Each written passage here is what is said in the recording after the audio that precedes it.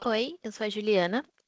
Eu sou estudante do curso de Ciência de Dados e Inteligência Artificial e esse é o terceiro vídeo da série de Docker da disciplina de especializada de Ciência de Dados na PUC de São Paulo.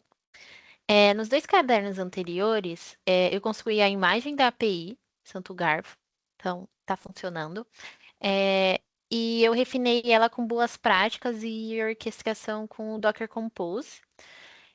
Mas ele ainda existia só na minha máquina, né? E agora é que entra o pipeline de CI.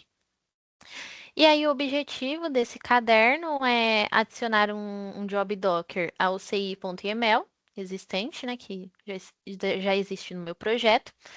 É, E a cada merge, né, no main, se os testes passarem, a imagem seja publicada, né? Automaticamente no Docker Hub. E aí aqui é que a gente começa a configurar o deploy automático. Então aqui a parte 3 é para integrar, né, o Docker ao pipeline de CI. Aqui é umas instruções de como usar o caderno. E o que é essencial, né, recomendado e desafio aqui, depois que você finalizar esse caderno, o mínimo que você precisa é conseguir fazer para completar a etapa, amplie a qualidade da solução e aprofunda a solução do ponto de vista de engenharia. Aqui são os pré-requisitos, né? Ele pediu para a gente rodar isso para ver se estava tudo funcionando da parte 2 e da parte 1. Aí, entrando aqui no bloco 13, integrando o Docker ao pipeline de CI. Então, o objetivo é adicionar um Docker ao CI/ML existente e a cada merge no main fazer a build da imagem e push para o Docker Hub. Completando o pipeline, então ficaria qualidade, integração, Docker e relatório. O que são alguns conceitos chaves? O Docker Hub como registry de imagens. Então, na semana 2 eu usei o Hugging Face, né? Então, na P1 eu usei o Hugging Face como registry de models, que é um lugar central para armazenar, versionar e distribuir o artefato Pickle. E o Docker Hub é o equivalente para imagens de container. Então, aqui vamos aos conceitos. O que armazena? No Hugging Face, modelos, então, Pickle, README, e no Docker Hub é imagens de container, convenção do nome. No Hugging Face é usuário barra modelo e no Docker Hub é usuário barra repositório, dois pontos tag. Como enviar? Conceito, né? No Hugging Face é api.uploadFile e no Docker é Docker push usuário barra repo dois pontos tag. Como receber no Hugging Face é hf underline hub underline download. E no Docker é Docker pool usuário barra repo dois pontos tag. E o versionamento é commits no Hub e no Docker tags da imagem. Aqui eu vou falar tags como estratégia de versionamento, né? No exercício da parte 2. Parte 2? Não sei se foi da parte 2 ou da parte 1. Ah, da parte 2. Não, na verdade, da parte 1. Eu vi que o latest é uma tag convencional. Então, ela não é atualizada automaticamente. Então, em produção, a estratégia mais confiável é usar o hash do commit do Git, né, como tag. E com isso, dada qualquer imagem em produção, você sabe exatamente qual versão do código ela representa. E esse rastreamento ele é fundamental em MLOps, porque onde código, modelo e imagem precisam estar alinhados, né? Aí aqui é o pipeline atual e onde o drop Docker se encaixa. O pipeline que eu construí na semana 3 tem três jobs. O push, o PR para mim. Então, formatação, mais teste smokes, mais rodo em todo push PR, só em push para mim. Modelo do Hub, mais testes de integração, aqui na parte de integração, e o relatório é um resumo do pipeline. E o Job Docker, ele entra entre integração e relatório. Então, ele fica no mesmo formatinho, né? Só que aqui vai incluir o Docker, que é o build da imagem, e o push para o Docker Hub. E a lógica é que, se os testes de integração passaram, o código e os modelos estão íntegros, né? Então, a imagem ela pode ser publicada com confiança. Aqui, actions do Docker para GitHub Actions. Eu poderia fazer o build e o push com Docker Build e Docker Push, né? diretamente no step run, dois pontos. Mas o ecossistema do Docker publicou actions oficiais no GitHub Marketplace que fazem isso de forma mais robusta, com cache de layers, autenticação segura e suporte de múltiplas plataformas. O action, né, um dos primeiros actions, que é de setup e builds action, o que ele faz? Ele configura o build kit, então o build moderno do Docker necessário no cache do CI. Aí o login action, ele autentica no Docker Hub ou registry de forma segura com secrets.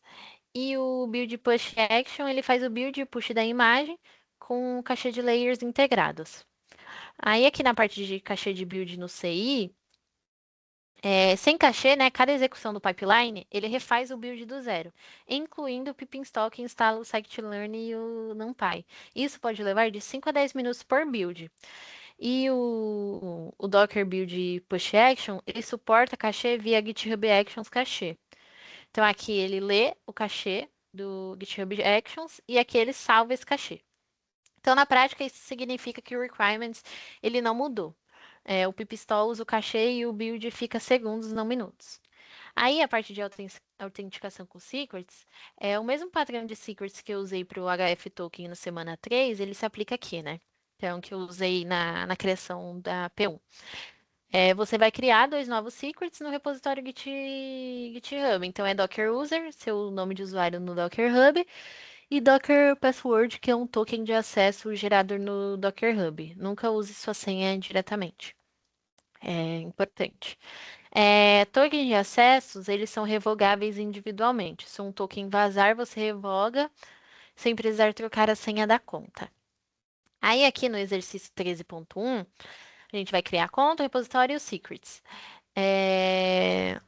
Aí aqui a parte A é a gente acessar o Docker Hub, né, e criar uma conta, se ainda não tiver, criar o repositório chamado Santo Garfo, que eu já fiz tudo isso, e gerar um token de acesso, né? E a parte B é cadastrar esses acessos ali no secret do GitHub Actions, do GitHub, né? Aí aqui é a verificação, né? Confirma antes de continuar se eu criei, né? Se ele existe. E sim, ele existe. É, E aí ele perguntou, né? Por que usar um token de acesso em vez da senha? O primeiro ponto aqui que eu mapeei é o escopo limitado. O token tem apenas as permissões definidas de read e write, enquanto a senha daria acesso total à conta do Docker Hub. Revogabilidade, né? Se o token vazar, eu revogo em Account Settings. Security sem precisar trocar a senha, o que afetaria todos os outros serviços. E rastreabilidade, né? Porque eu posso ter múltiplos tokens com nome descritivos, exemplo, Santo Garfo CI, e saber exatamente qual sistema usa qual token. Ele segue o mesmo raciocínio do token do Hugging Face. O que acontece se o token vazar? Como você responderia, né? Primeiro ponto é imediatamente revogar o token Docker Hub, né? Ali na parte de security. Dois, eu ia gerar um novo token com o mesmo escopo, atualizar o secret Docker password no GitHub, verificar os logs de acesso do Docker Hub por atividade suspeita e se houver um commit acidental com o token exposto, remover do histórico do Git. É o exercício 13.2, o build e o push manual. Aqui o conceito é entender cada etapa do processo manualmente antes de automatizar. É, Aí aqui ele passou os comandos, né? Então, para a gente executar e ver como é que funcionaria. E a minha tarefa era executar a sequência completa, login, build com sua tag, push, verificação no hub, remoção local, pull e execução. O push foi bem sucedido, sim, ele completou com sucesso, a imagem apareceu no, Hopper, no Hub Docker que eu defini, né, no Docker Hub. Quanto tempo levou o primeiro push? Aproximadamente 8 minutos.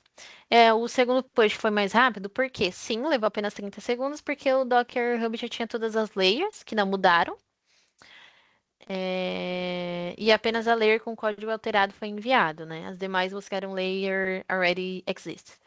E o mecanismo é o mesmo do cache do build local layers compartilhado.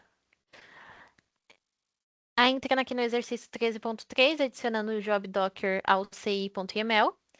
Aqui o conceito é estender pipeline existente com o job que usa o actions oficiais do Docker, né?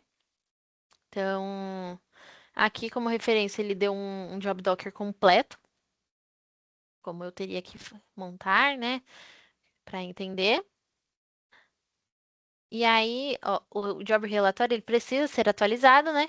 Porque ele atualmente tem needs de integração e agora que o job Docker existe entre os dois, o relatório ele depende do Docker, né? Então, a minha tarefa aqui era abrir o arquivo de ci.yml no editor, adicionar o job Docker conforme a referência acima, atualizar o NIST de integração para NIST Docker no job relatório, atualizar a linha de resumo do relatório para incluir a URL da imagem, fazer o commit push para Brentman e acompanhar o pipeline na aba de Actions do GitHub.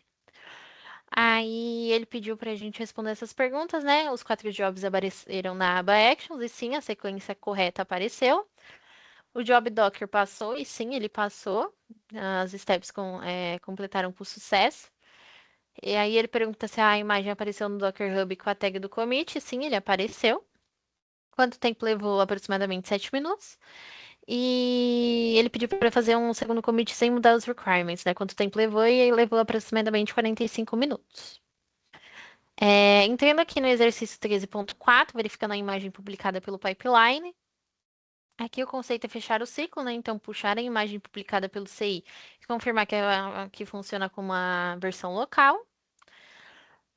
Aí aqui a minha tarefa era puxar o CH do commit mais recente na aba do Actions do GitHub, faça pull da imagem publicada pelo pipeline, rode e confirme que as rotas correspondem corretamente e responda as perguntas abaixo. É, Aqui eu esqueci de mudar, né? Colocar o, o exemplo real, né? Do meu commit, mas depois eu passo para vocês no final. A imagem publicada pelo pipeline, ele funcionou igual a imagem mudada localmente, né? Ele pergunta e sim, ele funcionou. Esqueci de mudar aqui também, essa parte do commit, né? E ele pergunta se a imagem publicada pelo CI é diferente do que você buildou localmente no bloco 9. E o que garante que são equivalentes. Então, sim, são equivalentes, mas funcionam tecnicamente diferentes, né? Timestamps diferentes. E o que garante, né, a equivalência? O CI, ele usa o action checkout, então ele baixa exatamente o commit que foi feito push.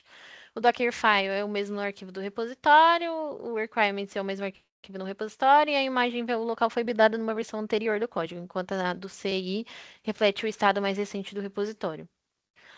Aí, aqui é como eu usaria o chá para encontrar o estado exato do código. Então, seria um git show para mostrar as mudanças daquele commit.